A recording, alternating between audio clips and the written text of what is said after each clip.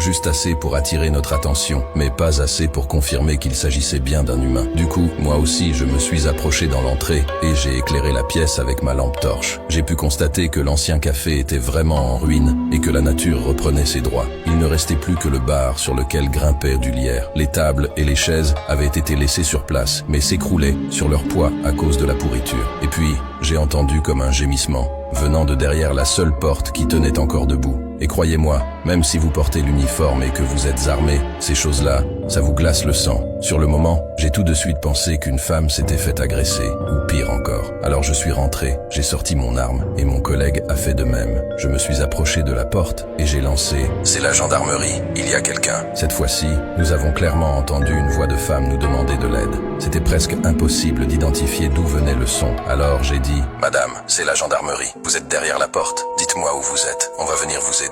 Là, j'ai distinctement entendu des pleurs qui provenaient de derrière la porte. J'ai essayé de l'ouvrir, mais elle était verrouillée. Et là, mon sang s'est glacé. La porte donnait vers un placard complètement isolé. Pas de fenêtre, pas d'autre de sortie, juste un placard à balai. J'ai lancé à mon collègue un regard d'incompréhension et je remarquais qu'il se sentait vraiment mal. Sa respiration était saccadée et je voyais dans ses yeux qu'il commençait vraiment à flipper. En même temps, c'est pas le genre de situation qu'on vous apprend à gérer quand on vous envoie à l'école de gendarmerie. J'ai dit à mon jeune collègue, le bar est vraiment pas grand. On va l'inspecter ensemble pour être sûr qu'il y a personne.